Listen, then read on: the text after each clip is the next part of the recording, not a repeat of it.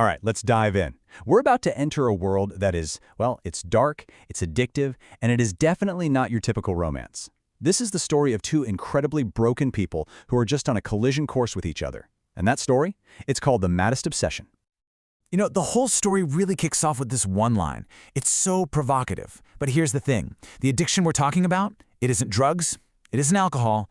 No, it's an obsession with one single woman. And that sets the stage for this incredibly intense, character-driven story that we're about to get into. So, at the very heart of all this, you've got two people. They both live in New York City, but honestly, they might as well be on different planets. And what's really interesting is that they're both trapped, each in their own kind of prison. You've got this mysterious federal agent and a rebellious mafia princess. Okay, so on one side you've got Gianna Russo. She's a Cosa Nostra princess. Yeah, that's the Sicilian mafia.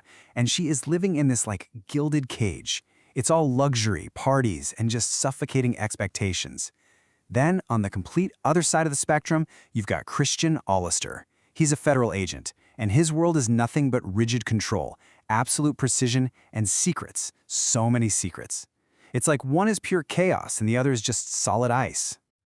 So, let's start with the chaos, right? Let's peel back the layers and really look behind that defined facade of our mafia princess, Gianna Russo.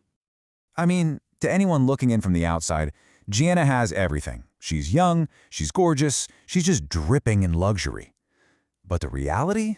Oh, the reality is so different. She is drowning, just absolutely drowning in this feeling of boredom and emptiness, totally suffocated by a life that she never, ever chose and has no way out of. Think about it. Her entire adult life has been a series of arranged marriages to these older, powerful men. So to fight back against this profound emptiness, she creates chaos. She turns to drugs, alcohol, just reckless behavior. But it's not for fun, you know? It's a desperate, desperate attempt to feel something, anything at all, in a life where she has zero control.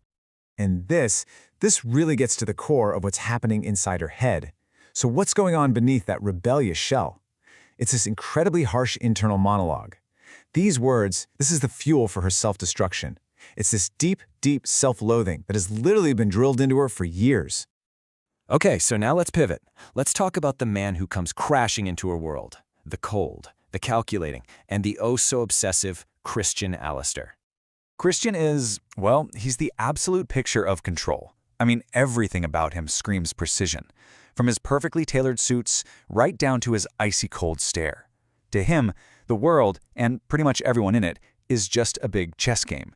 And you better believe he's determined to win.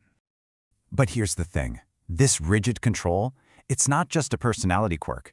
It's a fortress he's built around himself. He's obsessed with cleanliness, he's got this really strange fixation on a particular number, and he's hiding a violent, secret past that started back in Russia. He honestly believes he's planned every single detail of his life as a way to cage the monster that he knows is lurking just beneath the surface. And that number? It's 3. Everything in his life, and I mean everything, seems to revolve around the number 3. It's this strange, recurring compulsion. And you guys, as we're about to find out, that number, it's the key that's going to unlock the entire horror of his past. So this is it.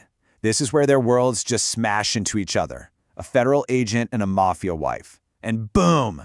It ignites this incredibly dangerous, addictive dance. It's all sharp words, forbidden tension, and this crazy obsession that neither one of them can control. Right from the get-go, their interactions are just pure verbal combat. He judges her instantly, right? He just looks down on her chaotic life, but she doesn't back down. She fires right back, and her defiant wit just clashes head-on with his cold condescension. It's like they see the absolute worst in each other, and for some reason they are immediately drawn to it. Gianna asks him this question pretty early on, and wow, it just perfectly highlights the massive difference between them, right? She's on this desperate, chaotic mission to feel alive, and he has built his entire life around suppressing every single feeling he has. Total opposites. And then there's this exchange. Chills, right? This shows you the darkness that's hiding just under Christian's perfect, polished surface. And you know, Gianna might be a mess, but she's got this incredibly sharp instinct. She can see the truth in people. And when she looks at Christian, she immediately recognizes a darkness that's just as deep as her own.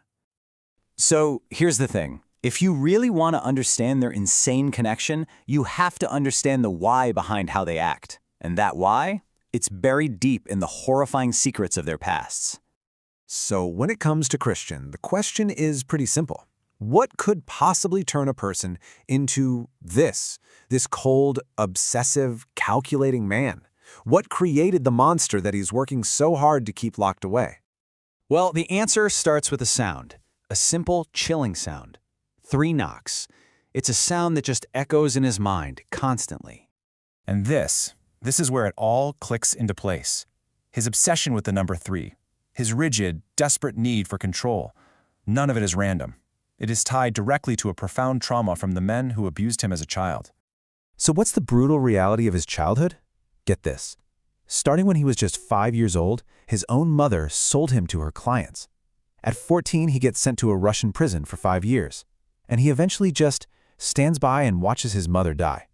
So his entire life, that obsession with cleanliness, with order, with control, it's all a direct reaction to a childhood where he had absolutely none of it. Okay, so where do you go from there? How did these two incredibly broken people even begin to move forward? Well, they find something completely unexpected in each other. It's an unlikely and maybe even a pretty twisted form of salvation. And this really brings us right to the central theme of the whole book. Their connection? It's not a fairy tale romance. Not even close. It is an all-consuming fixation. It's a shared madness. I mean, as one character says, haven't you heard?